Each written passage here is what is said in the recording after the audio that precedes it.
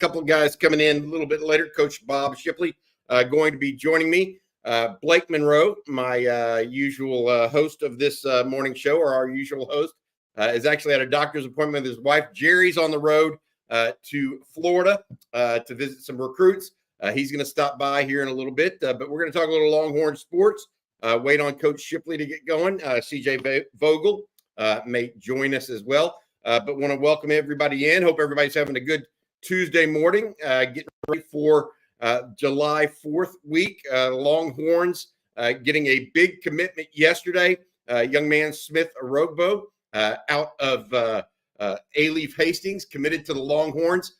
One of the things that I thought was very interesting about Smith is he is a very highly rated prospect by some, and then not very average ranked prospect by others. I want to talk a little bit about that a little bit later in today's show.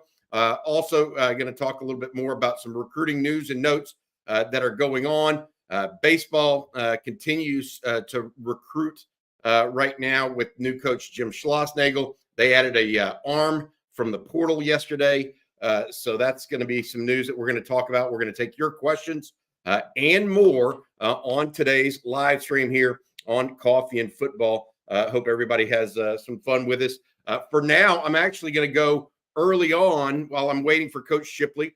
We're going to go to the chat board and get people going. Here's Coach Shipley. He's joining me now. How you doing, Coach? You there? Oh boy, we'll get him back in a second if we can, Coach Shipley, for sure. There he is. What's up? You're there, Coach. I've also got the other guys tuning in too. You and him both. I had to call on. I had to go to the bullpen. We had to go to the bullpen, Coach. How you doing, Jerry? How you doing, Coach? Doing great. How are y'all? Doing great. Jerry, I tell you what, we just kicked off the show, went ahead and got it going. And for folks, I was going to go to some chats that we've already had. Jerry, I'm going to start with this one. Jay Lee, seems shocking that Sark and staff haven't realized or accepted the fact that a top 5 class in 25 is going to cost a lot more than in 24. You agree with that? I mean, do we think Sark's out to lunch on this? No, not at all. Look, I don't question where Texas class is going to end up. I just question if they're going to fill all their needs. Texas will be just fine in recruiting. They have momentum. They're going to recruit really good players. The question is, are they going to fill their needs? They're going to have a top 10 class, probably a top 5 class when all's said and done. But are they going to fill all their needs? That's the question I have. And I think that means to me, this is the whole thing about class recruiting rankings, Jerry. You and I and Coach Shipley, who's joining us as well, we talked about this before. The question I have, Jerry, is that a situation where we should even be? Should the recruiting rankings tell more of a story than just how many stars you get overall, and whether or not they actually the meaningfulness of filling your needs becomes the priority as opposed to just numbers on a piece of paper? Like if Texas gets 0 defensive tackles out of this recruiting class, that's not going to happen, by the way. But if that were the case, you could call it a top 5 class all you want, but it's not really a top 5 class, right? That begs that question as well. I'm bringing back in Coach Shipley. Hey, Coach Shipley, how important to you is it when it comes to filling your needs in recruiting, like regardless of whether a recruiting class is ranked high or not? How important is it filling your needs in comparison to that? I mean, it's almost like, ranked number 5 is worthless unless you actually get what you need. What do you think? What do you think? Yeah, well, I mean, obviously you've got to fill your needs. There's no doubt about that. But I think there are some people that are panicking right now. But I really think if we are what we think we are, and we are what a lot of people are predicting we're going to be this fall, I think we're going to see some flips as the season progresses, especially, if we beat Georgia in DKR, we're going to see some flips. And I'm not quite as worried. I mean, yeah, I'm concerned about it, but I think you make a really good point, Bobby. You can have a really highly rated class, but if you haven't filled your needs, what have you done? Thankfully, the transfer portal it makes it a little bit easier. It's not quite the crisis that it used to be before that, with players being eligible immediately and so forth. It's not as a big a crisis, but I think, if we don't have anything breaking between now and the season, then I think the fate of our recruiting class, especially at the defensive line, is going to be in the hands of how well we play and how well we perform and how much publicity and momentum we're getting on the national scene. And people go, yeah, they are for real.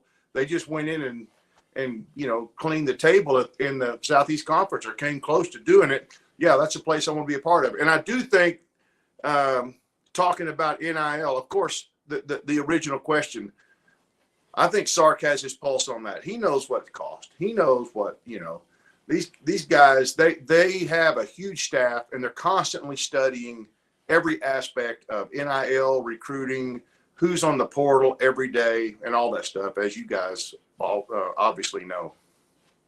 Yeah, I mean, my take on this and is Sark knows how much things cost. That's not an issue, and he didn't go into it blindly, Jay, at any point in time at all. Hey, Jerry, let's talk a little bit about Smith Orogbo, young man out of A-Leaf Hastings, commits to the Longhorns, gives Texas down. I believe that's 13 commitments 13. On the 2025 recruiting 13. Class. Orogbo, his ranking, guys, is all over the map, and I want to read this out to folks because I sent it out in a group chat to our group today.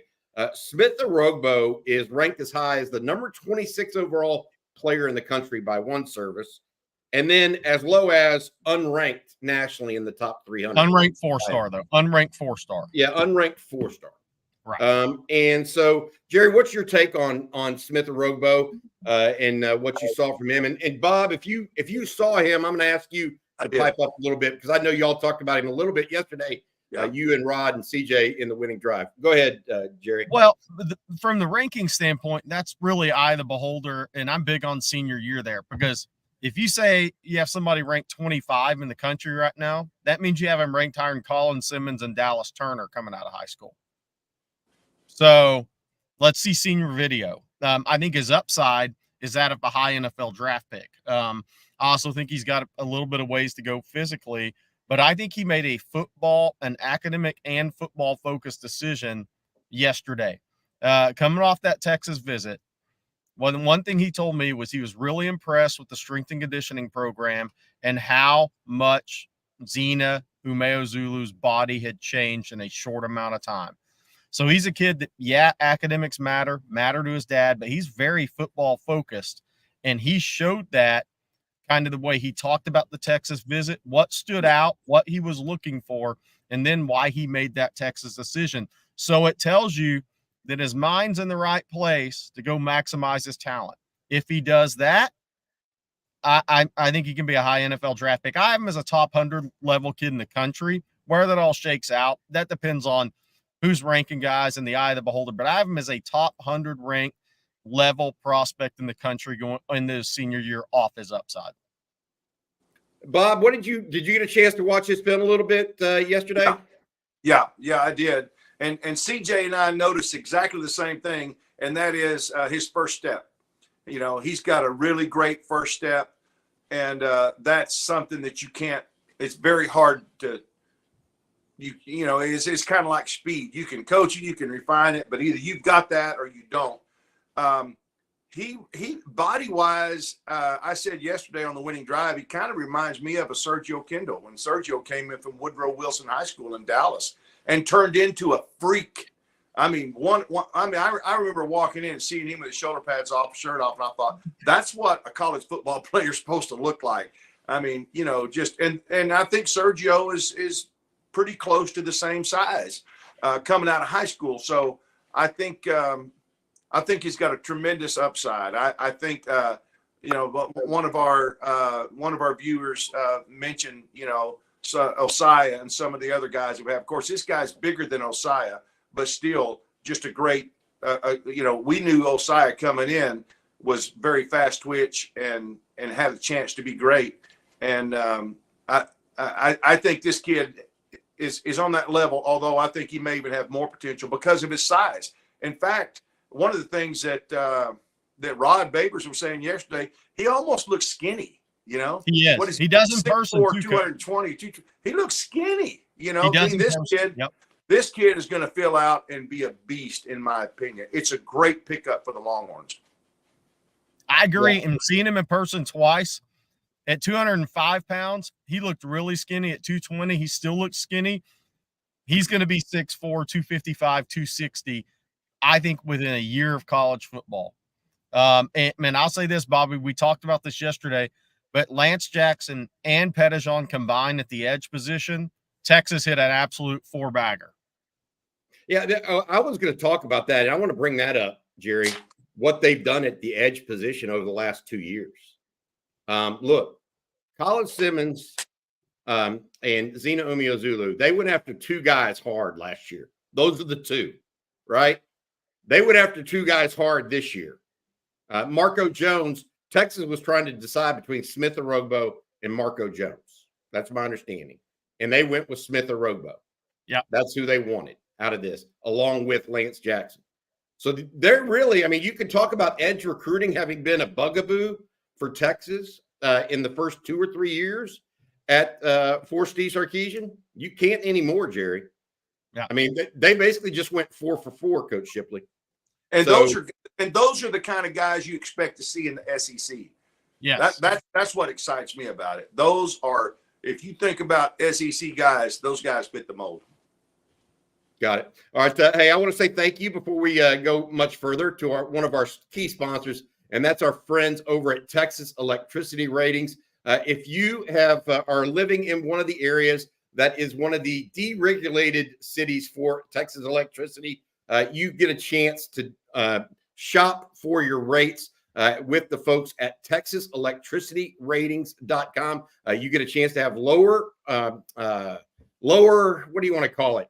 Rates, I guess, lower overall conversation and our lower overall rates for I'm babbling right now, guys. I'm having a problem. I don't know what's going on. All this stuff going on with you guys coming in. I had to get you guys in late, and I'm sorry. This is all my fault. But anyways, Texas Electricity Ratings, our friends over there.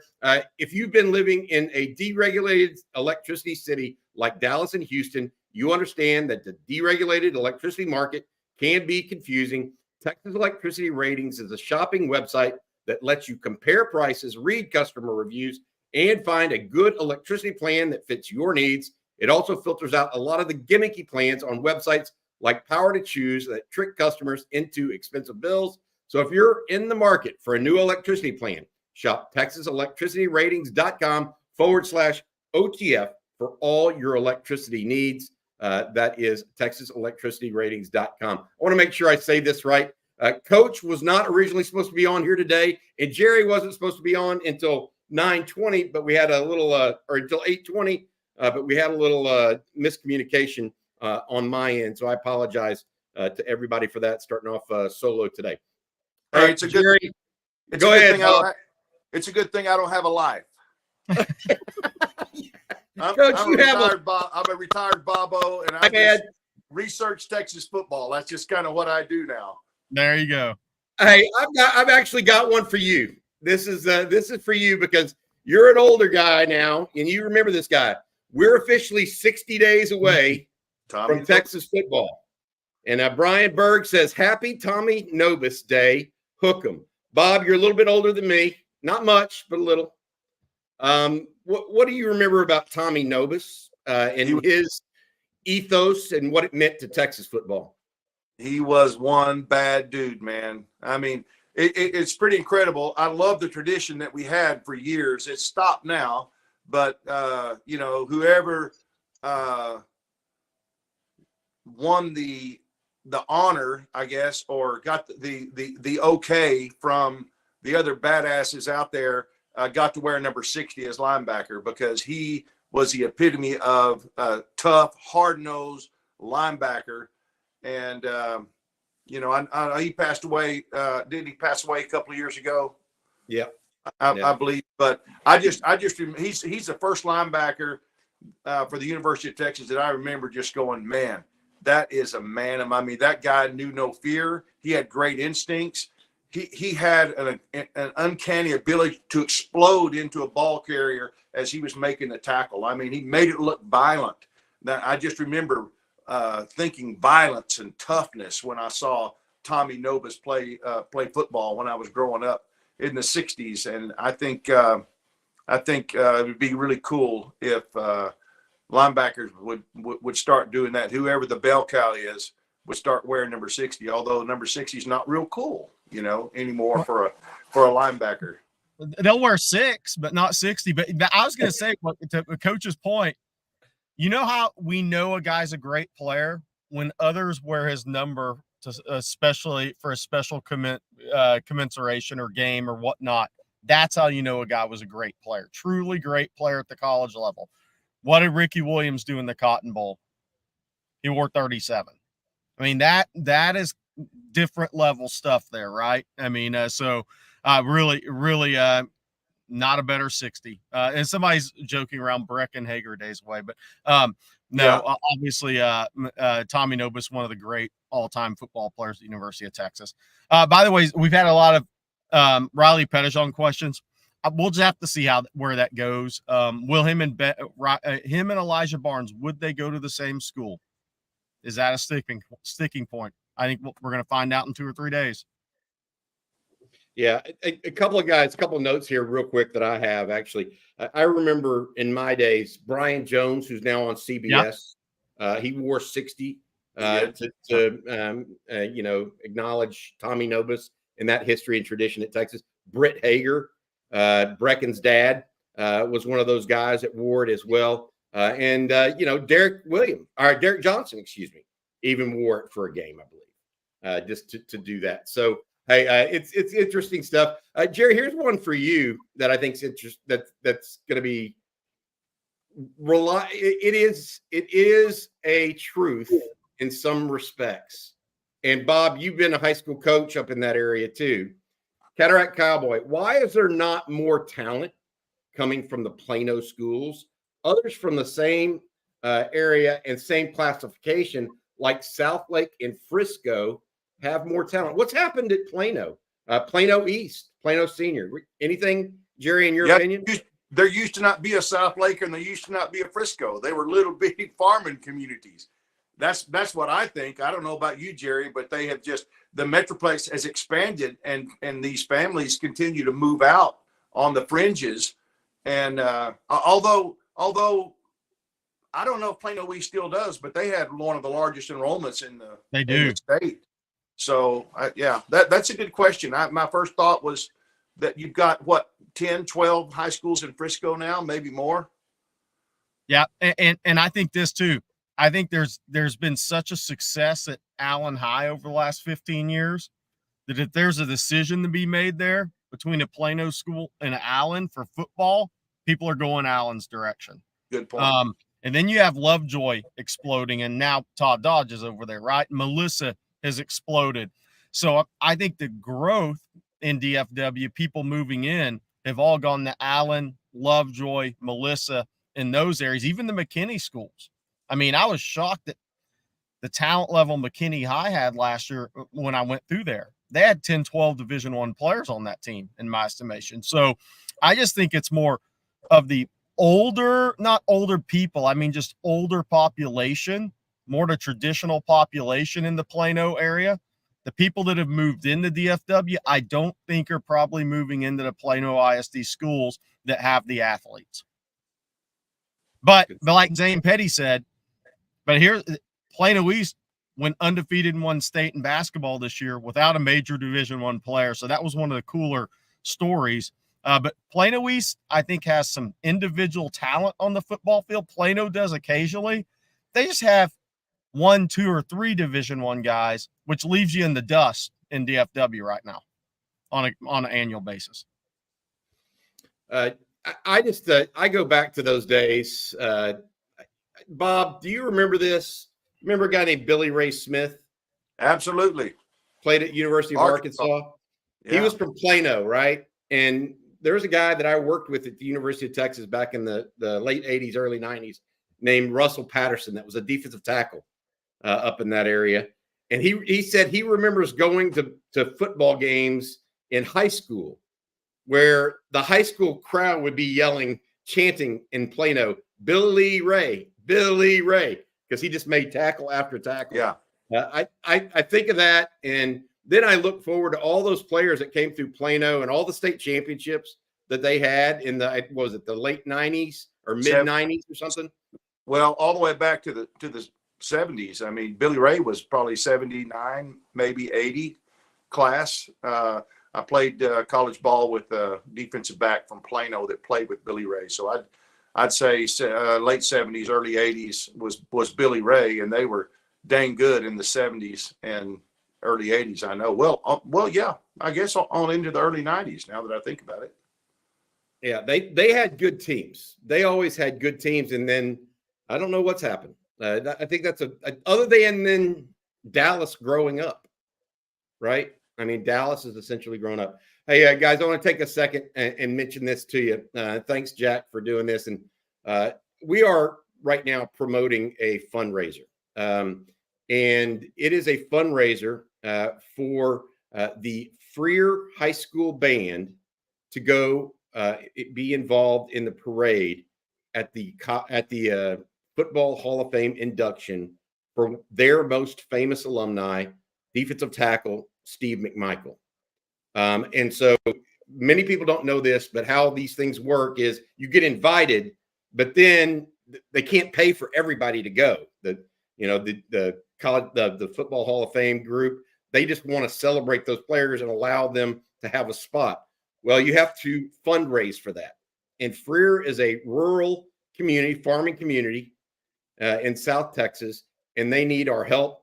I personally put in money. I know Steve McMichael's wife donated some funds, and I know many of you guys have already put it in there as well. I put the link in the chat here today.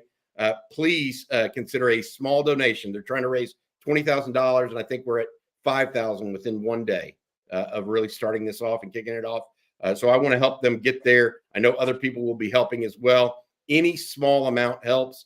We appreciate it very much, Jack. Challenging all OGs to donate to the GoFundMe for the Freer Band to honor Bam Bam McMichael, a true Longhorn legend. Hey, Coach, please tell people how that works with small towns. I mean, you've coached at Brownwood. I mean, you've coached at a number of different small towns, and how they need help, outside help in fundraising, because, heck, you've had to fundraise yourself. Yeah, well, especially, I started in Rotan, which may even be smaller than Freer, but it doesn't matter what level you're at. You always, you don't, it's very difficult for a school to give all the students the things they need academically and have money left over for extracurricular. And sometimes even band gets less than they should, because you have what's called revenue sports and non-revenue sports. And, football will actually sometimes make some money in high school, but the band is such an important part of the high school scene. Not only do they represent you at halftime, but also in parades and other things. And they have a very limited budget. And so I think it's awesome that they even know Bam Bam McMichael, the great Freer. What were they? Buckaroos. They're the Buckaroos, I think. Buckaroos. Okay. Well, anyway, I think it's awesome that they're doing that. And you don't, there's just no way, especially today with all the prices going up on fuel and everything, that they can have enough money. So everybody has to do fundraising, and the way you do it is the way you do it. There's really not a lot of limits on it. They kind of frown on some of the lottery stuff, Yeah. But other than that, I think it's a great cause, and I think that it's something that a lot of schools have to do. And I just think it's really cool that Freer High School is doing something, raising money with McMichael. It's pretty awesome.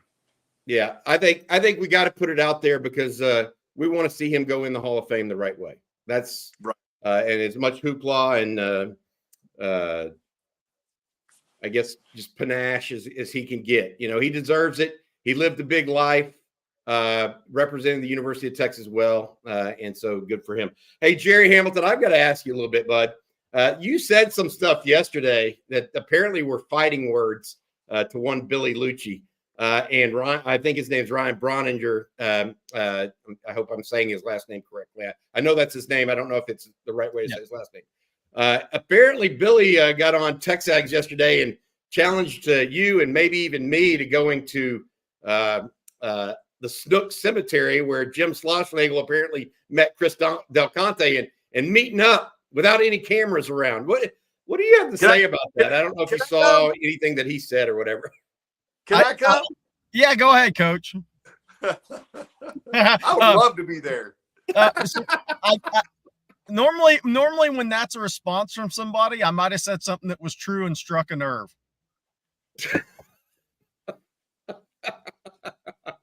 Okay, Jerry. There's probably a little bit of truth to that. Hey, Jerry, now that I want you to not strike a nerve here, by the way.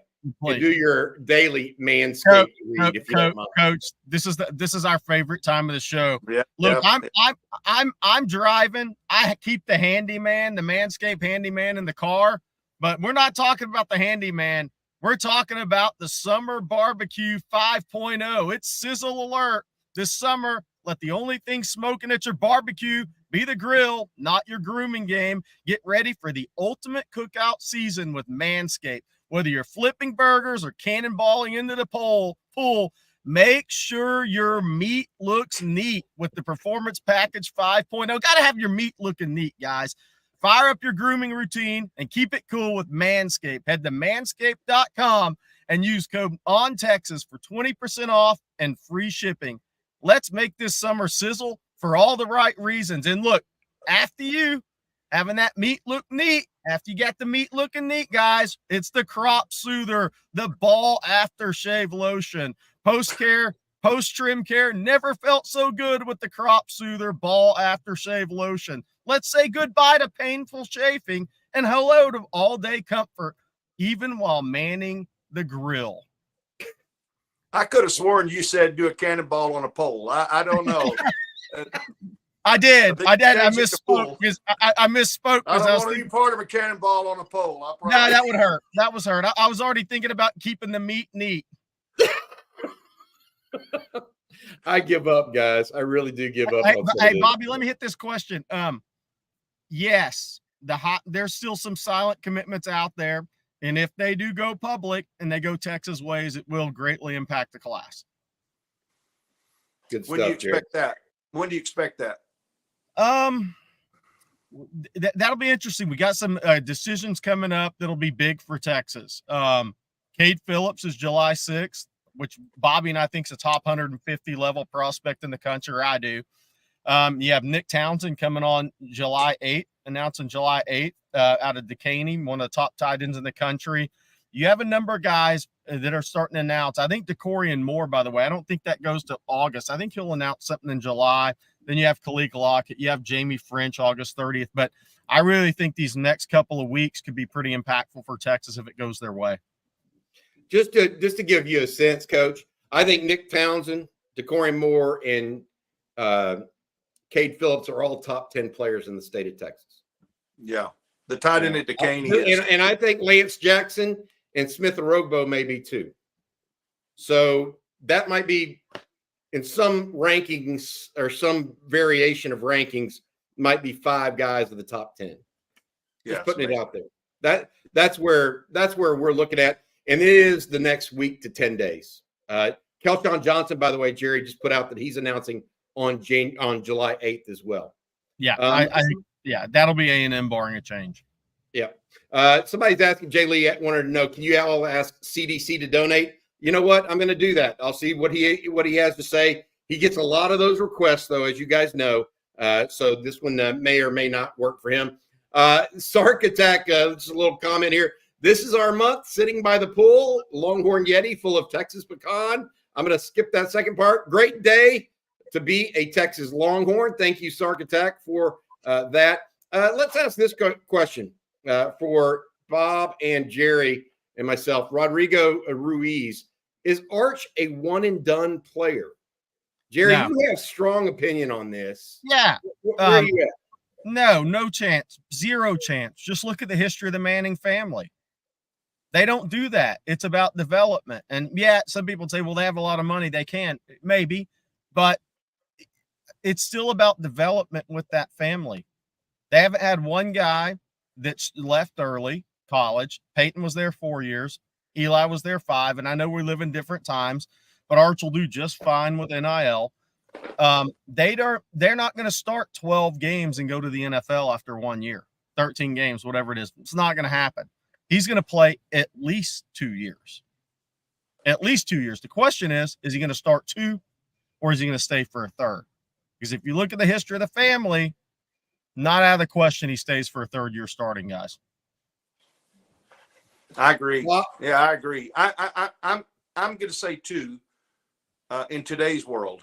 I think 2, but I would love to see a third. But I agree with everything you said, Jerry. I think everything you said was spot on. Anything I say would take away from what you just said. It was. I think you hit the nail on the head. It's just a different family. They are so detail oriented, process oriented, development oriented. You don't just start 1 year and back out of that and suddenly he goes pro.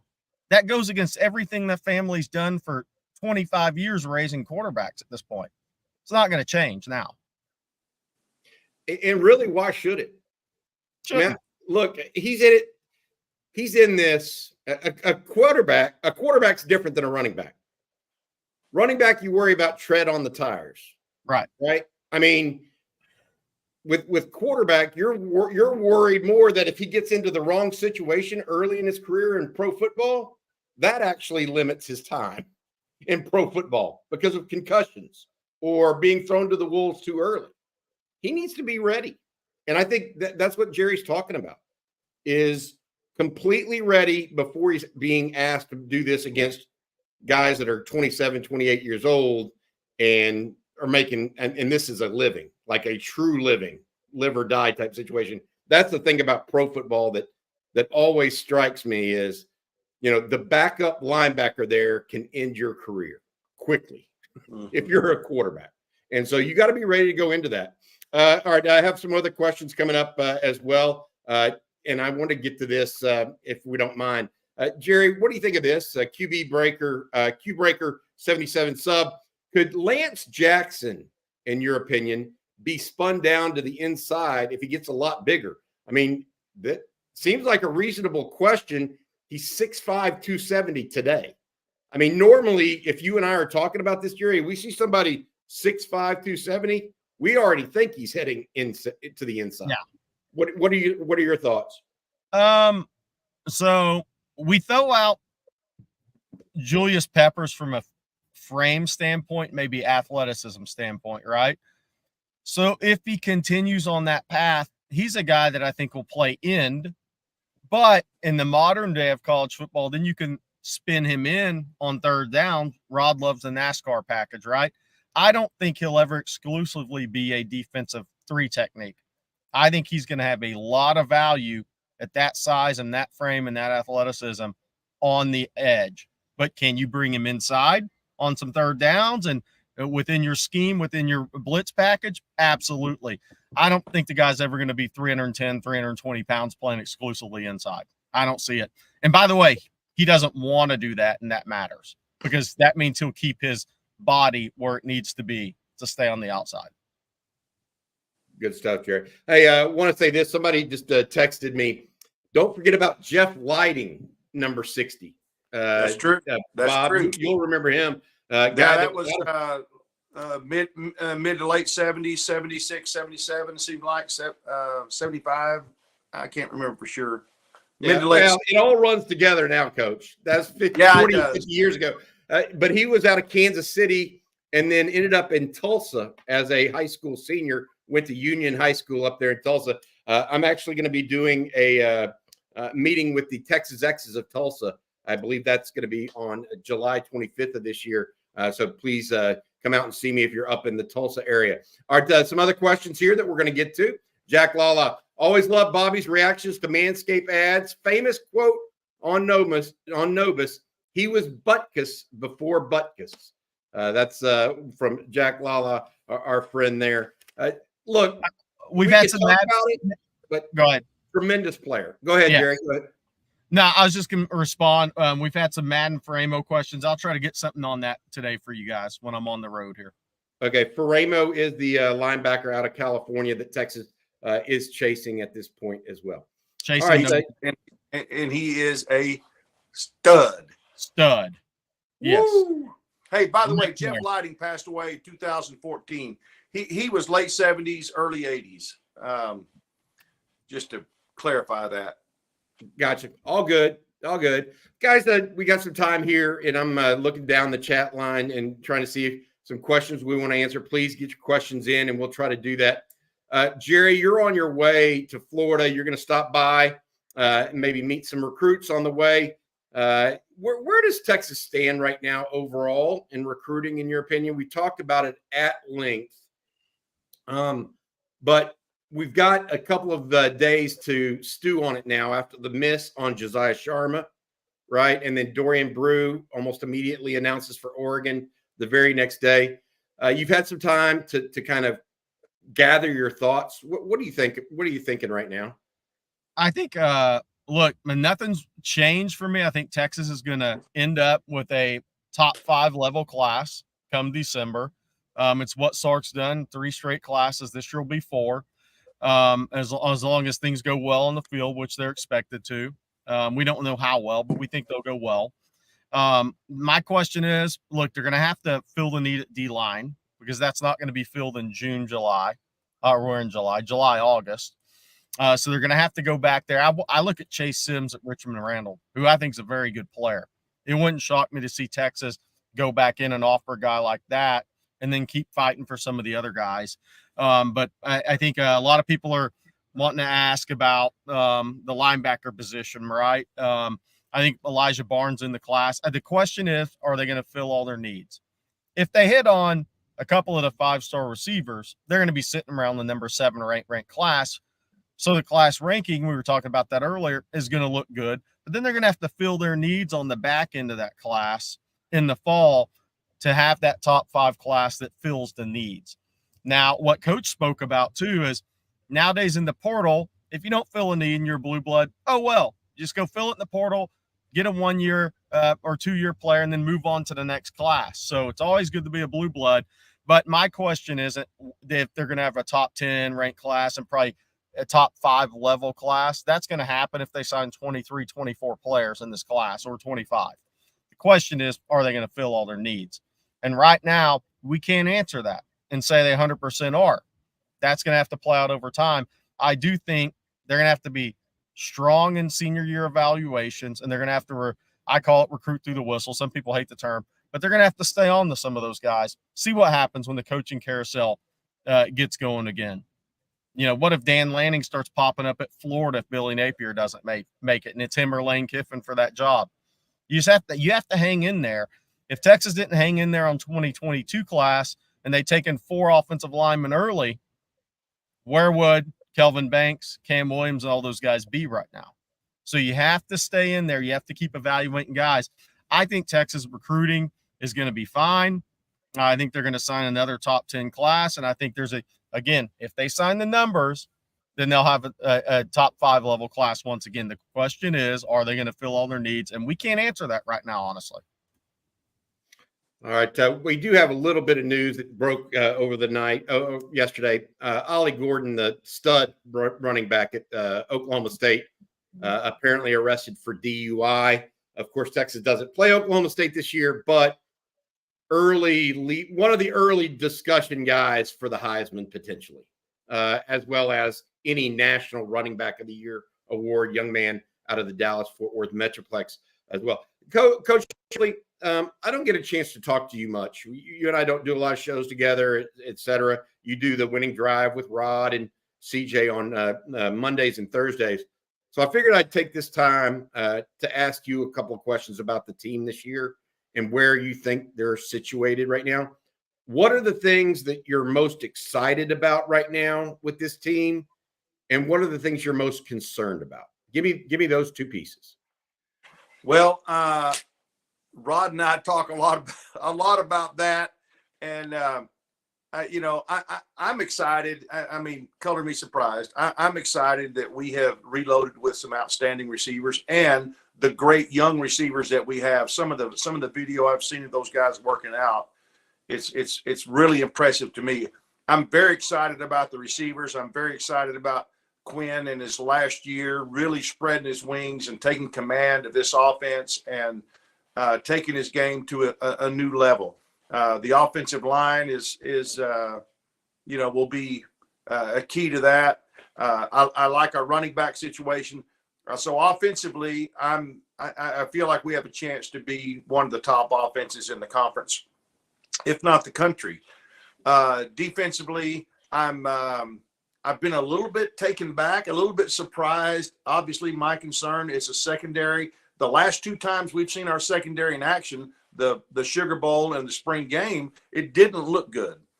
And then they're coming out with these national rankings, and they're ranking our secondary in the top 10, sometimes as high as like 7, I think, maybe. And so I'm thinking, okay, well, maybe, but I don't think people have watched all, 14 games or whatever, like we did. I think they're going on stats.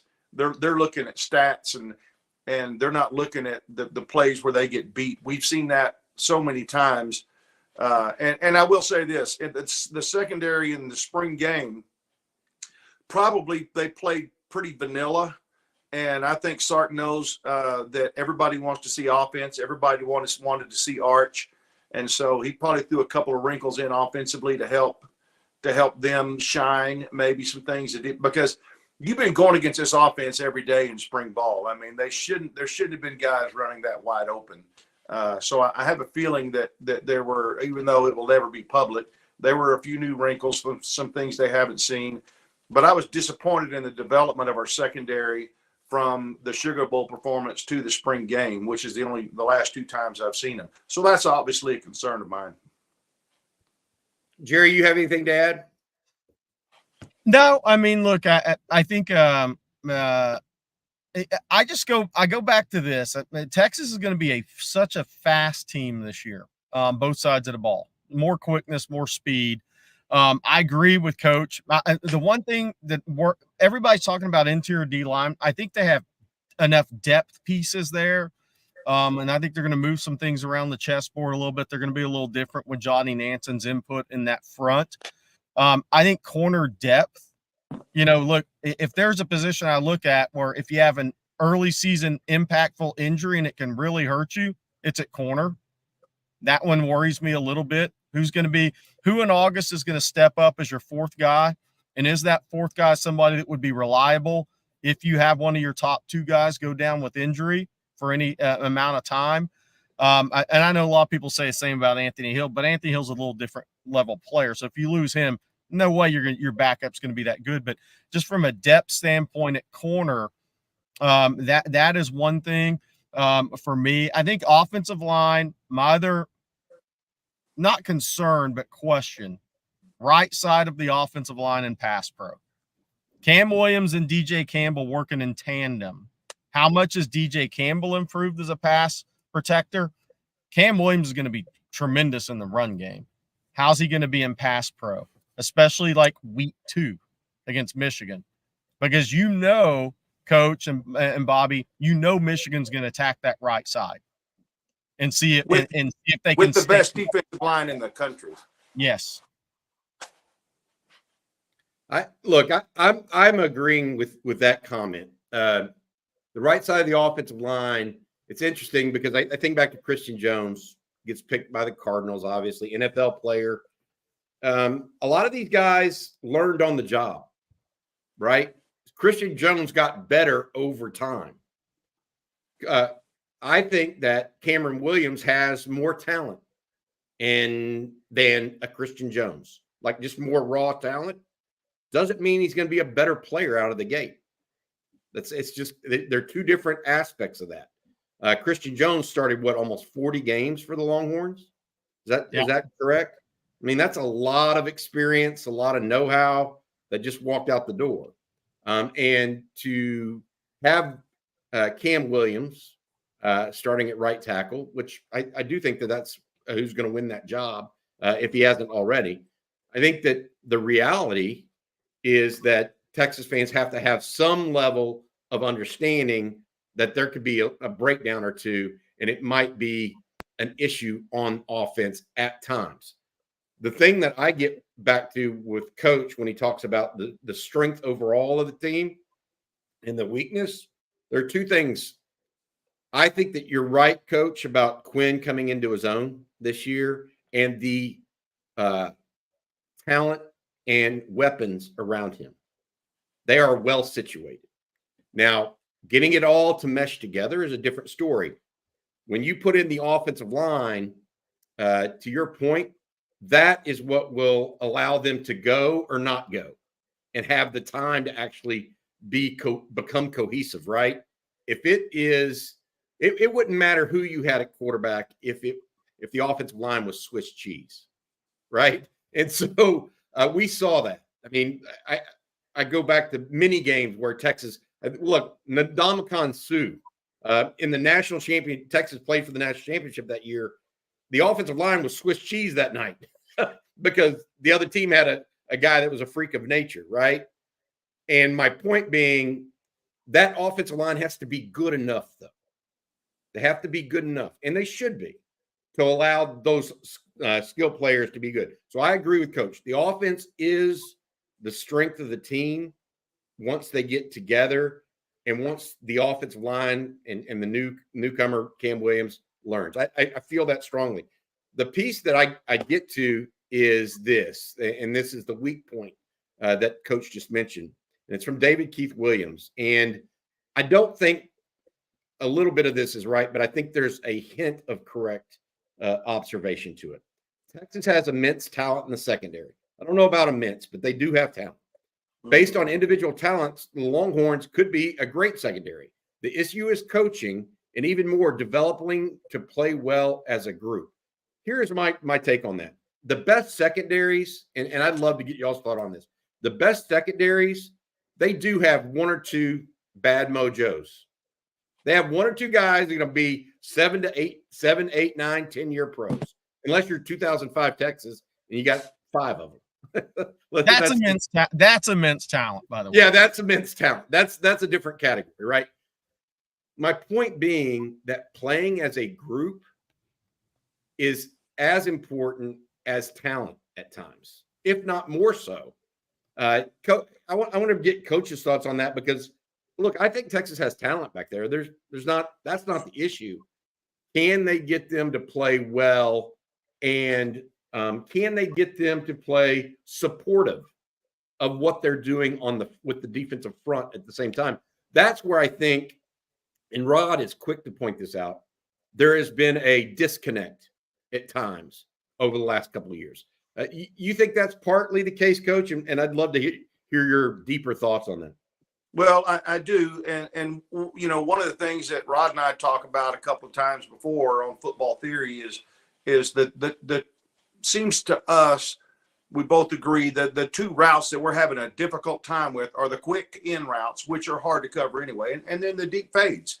And I think the deep fade is more of a skill set that you have to have. It's kind of like a receiver going up and being able to, as I say, moss somebody, have the timing to shield the defender and reach the ball as highest point and all that. You know, the other things could be coaching. But I've said this about our coaching. I think if we have another year of bad secondary play, we could definitely see a change. But what people have to realize is the number one thing that a coach, if you say, what's the most important thing about your job? What's the easiest way to lose your job in college football is to be a bad recruiter. You know, if these guys are recruiting at an elite level, Sark is going to be a lot more patient with them because they're bringing in great talent. If they're not recruiting at a great level and their players are not developing, as it seems sometimes they're not, then it may be time to start looking, you know, at some change, because we do have talent. But what I don't understand is why we keep seeing the same mistakes over and over and over. You know, that's what concerns me. I do think if you have just an elite recruiter, you go send him to talk to some of the best people in the country. And obviously Sark knows everybody. He has connections with the best staffs in the country. You know, just little coaching points, just little things here and there could help make the difference. But if we don't see an improvement, and those guys aren't recruiting at an elite level, but you also have to realize this.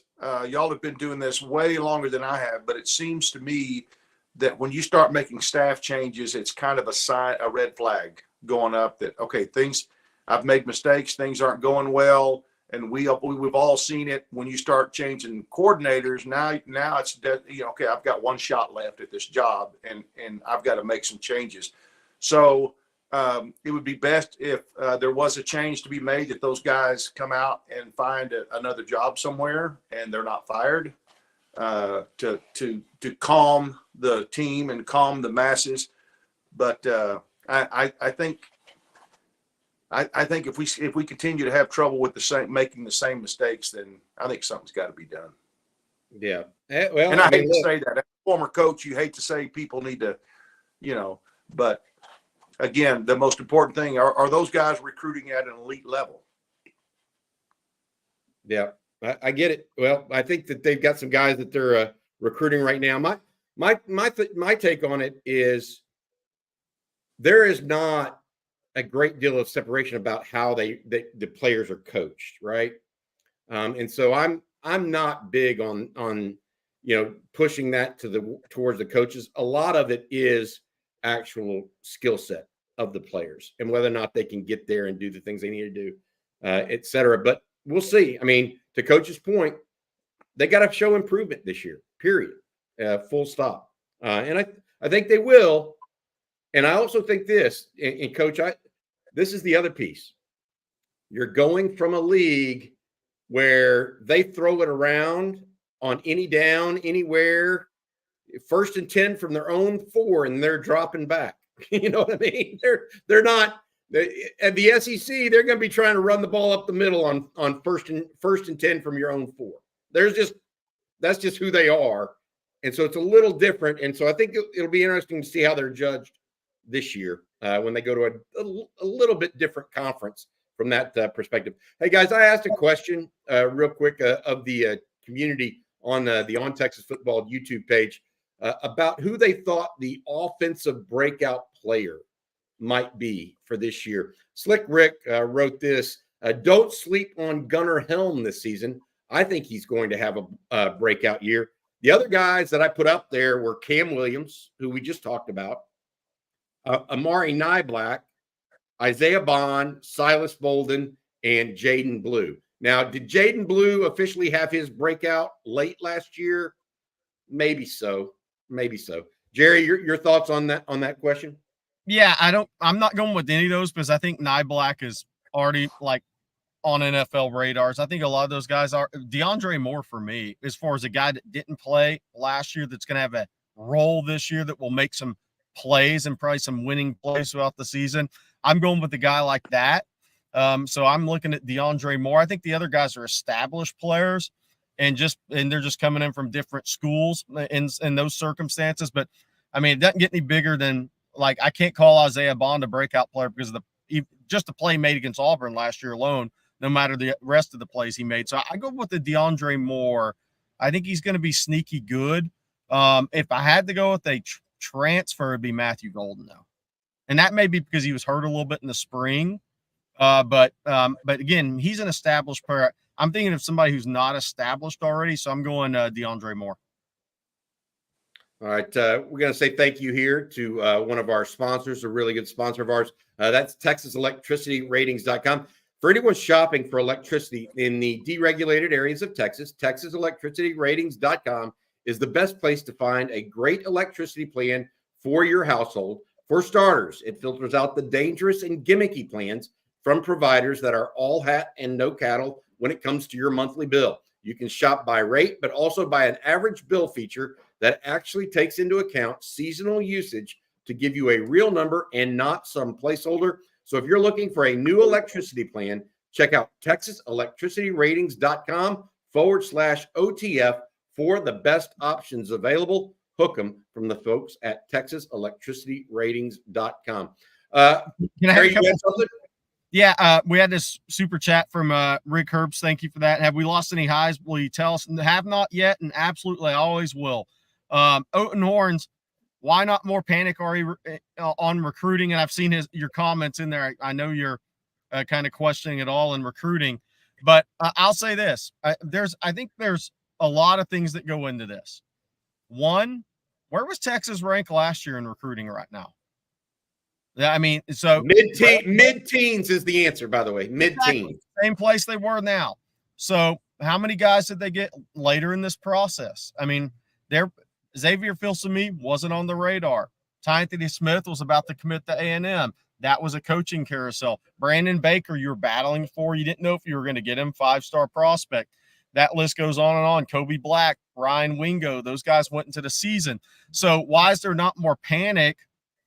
Maybe it's experience doing this. Maybe it's watching what Sark's done in the last 3 years. Maybe it's that from a ranking standpoint, and I know he said there's no way. I said top 5 level class. To me, you can be the 5, 6, or 7 ranked class in your top 5 level class. That could come down to how many guys you sign. But you could have that level class. But no, I'm not. There's no panic in me in recruiting because there's a long way to go until December. And there's a lot that's going to happen. There's a lot of things that can play out. My question even isn't, will Texas have a highly ranked classes? Are they going to fill the needs? And the other thing to think about with the class rankings, if Lance Jackson bumps to a 5-star his senior year, what does that do for your ranking? Smith Orogbo right now, one service has him inside what will be a 5-star ranking. Those things affect your ranking too. So class rankings wise, that stuff plays out. The senior player rankings matter in that. Where do guys go? Do they ascend in the rankings? Do they decline in the rank or fall in the rankings? And who are you going to add? If Texas signs 23, 24, 25 guys in this class, they're going to have a top 10 ranked class. The question is, are they going to have the number 4 class, 5 class, 6 class, 7 class, 8 class? I think they're going to be a top 5 level class. Does that mean they're going to be 4 or 5? No, but they're going to be in that area code. If the transfer portal has taught us anything, it's to be patient. Yeah. Be patient. And as I've said before, and we all have said it, the success of this season will have a lot to do. I love the way our guys sell the program, which obviously in my mind started in that running back room, back 3 years ago. Yeah. And then it just, and so we've got, instead of having guys telling recruits, hey man, you probably don't want to come here and play for these guys, which we had, unfortunately, at one time, not in the not too distant future. But the success we're going to have and the fact that our team, people want to be a part of that. They want to be a part of a culture that is truly a brotherhood. And as we've said, it's so, even guys on the team, they can't explain it. They never saw it. They didn't see it coming, but it just comes together. And I think that plays a huge, when somebody comes right down to the nut cutting of recruiting and signing, I think patience and the portal is and our success will take care of that. I'm obviously, we're all concerned, but I don't think any of us are panicking.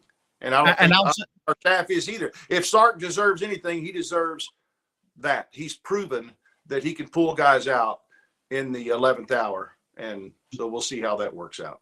And I do want to finish with saying this, though. If Texas is going to be in that position going into the season, they have to win out for DeCorian Moore and Jamie French. DeCorian Moore is a top 10 level kid in the country. That's massive for Texas. And Jamie French is a 5-star receiver out of the state of Florida. Texas has to win out for those 2 recruitments that they've been favored in, or we're having a different conversation on this chat as far as class rankings go. Because they're ranked so high. So high. That's exactly right. Yeah, I got it. Hey, and you got to have 3 5-stars to have a top 5 level class if that's what you're looking at. And that would give you 2, and then all it takes is adding a 3rd guy or somebody ascending from a 4-star to a 5-star ranking. Guys, we've had coach's comments about the secondary have kind of sparked a few comments in the chat that I think are worth getting to. One is with the new coaches, the new coaching rule, could Sark perhaps bring in another guy that helps mesh or marry the front and the back end of the defense together?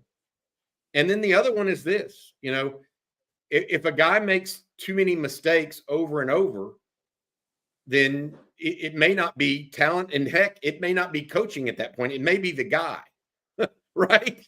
And I think to this, and Terrence Brooks is the one that was beat over the top by Arch Manning in the spring game, if you remember that. He was often beat last year. He's one of the guys that, as Manny Muhammad came on and Ryan Watts was out with injury, Terrence Brooks got picked on a little bit last year, right? So I wonder how that affects it. Jahdae Barron was not healthy all year last year. So I kind of think that there's a lot of issues there that it's hard to label just one thing. That's my point on it, I guess. And that's only natural because football is not just, 1 + 1 = 2. That's not the way it is. And so I find it kind of interesting that we're talking a little bit about this this far out, 60 days to go. But we'll see how it goes. I do want to add this. I mentioned Jaden Blue as a breakout player. Jake Faust said, Blue had under 30 carries. We still need to see it from him. I want to ask Coach. All right, well, let me ask this to Coach. Yeah. When you see, I talked to a former coach that went to watch Texas practice this spring. Okay. He said, I don't know what I would do, but if I were Steve Sarkisian, I'd get that guy the ball 10 to 15 times a game because he's so damn fast. You agree with that, Coach, that he just has a little extra gear at running back that makes it a little bit like you got to try to get that guy the ball sometime. Absolutely. And he fits the mold of what Sark is. If you say what does Sark look for in recruiting? Versatility. He wants versatile guys. And that almost always starts with some type of quickness or speed, depending on what position you're at. And Jaden Blue is a guy that can catch the ball out of the backfield. You can motion him out the receiver, and you're not. And now all of a sudden, you may have a linebacker or safety covering a guy that's as fast as receivers are. I agree. I think he's a guy that's got to touch the ball a lot this next fall, and I think his versatility will really help our offense. Got it. Talking about speed, Jerry, here you go. Who is the fastest player on the team? Thanks, Bevo, for the super chat. Speed kills. Who's the fastest player on the team? Is it Isaiah Bond? Is it Ryan Wingo? I don't think. Who could it be? Who would you think it is? I think going in the third year of college with strength and conditioning, if you put him in, race him in the 40 or 100 or 60, probably Isaiah Bond. That's my bet on who would win the races. What about Jaden Blue? I think he's top 3. Mm-hmm. Jaden Blue, he may win he may have the fastest 10, but is he going to have the fastest 40 over Bond? I don't know. Bond's really fast. You're talking about a guy that ran 10-4, 10-5. Somebody brought up Ryan Niblett. If we're just talking about racing, Ryan Niblett's really fast. Those are guys that ran 10-4, 10-5 in high school. And now Isaiah Bond's been at a college strength and conditioning program at Alabama 2 years, now at Texas for a semester. Those guys are way ahead of the younger players. But my bet is Isaiah Bond will win the races, maybe not the 10, but the 40, the 60, the 100. So he's technically maybe your fastest guy. That doesn't mean he's maybe the fastest guy in pads with a ball in his hand, but he may be too. I mean, you're talking about him. You're talking about Blue. You could throw Ryan Niblett. Ryan Wingo, we'll see with that. He's right there. Isaiah Bolden may be your fastest 10 guy, your quickest guy in the whole program. Silas Bolden. Yeah, Silas Bolden. I mean, him and Jaden Blue are probably your most explosive 10-yard guys. By the way, Ryan Wingo, I may be a year ahead of myself. Ryan Wingo and Jonte Cook would be my breakout players. But there's so much talent at receiver, especially with guys coming in. I don't know that they'll have a chance to break out. I may be a year early on that. But I'm those two guys, when it's all said and done, will be remembered as incredible players for the University of Texas. I love Ryan Wingo, and I love the way John Tate Cook is attacking this offseason. Hey, by the way, how far is the program come that we're having the conversation now? You know what? This is I want to end on this question because that actually makes me think of it. So, Bob, you're a coach. You've been a coach for a long period of time. If you're making up a receiver roster, okay, and you get 3 receivers, okay, are you going to try to go and line up and have all speed across, maybe 6 foot, 185? Or are you going to have different kinds of receivers at different spots? I like to have different. I like to have speed, of course. I like to have a guy that can go up and get it, and if that means that he has great vertical or that he's 6'4", 6'5", so be it. I like that guy. You can go up and just throw it up, and he's probably going to come down with it. On the other side, I like that 6 foot, 175, 180 pound guy that can flat fly, and I love to have the quick guy inside that can really burst out of a break and get separation from on shorter routes and turn those into long routes. That's me. I wouldn't say all the same. I'd say I like a little bit for different situations so that you can attack a defense in different ways. So 3 guys, you get 3 guys, you get a tall outside receiver or a vertical catch guy, right? Competitive catch guy. Inside, and say that's, I don't know, Randy Moss, somebody like that, right? Then on the flip side, you have on the inside receiver, you have a guy like a Wes Welker. Right. Somebody like that. And then on the outside, where you have the 6 foot, 175 pound guy that can just fly, maybe that's like your Xavier Worthy type. Exactly. Yeah. That's good stuff. All right. Hey, we've got the other stuff coming. Jerry and CJ doing a recruiting breakdown today as well. Jerry's on his way down to Florida, see some recruits as well. And then we have some other news and notes coming up the rest of the day. The next commitment we know of, Marco Jones is expected to go today. We think to A&M. Texas went with Smith and Orogbo over him, we believe. Then also, I would say that Caleb Edwards, the tight end, expected to go to, I think, to either Alabama. Or the girlfriend made the Alabama visit. Yeah, and so that'll do that. We've got a number of different things going on, but that'll do it for this morning's Coffee and Football. We appreciate you guys coming in. I appreciate greatly Bob Shipley getting the call from the bullpen at the 11th hour and joining us today. Jerry stopping on his way into Florida as well. And also thank you to Texas Electricity Ratings as well as Manscaped.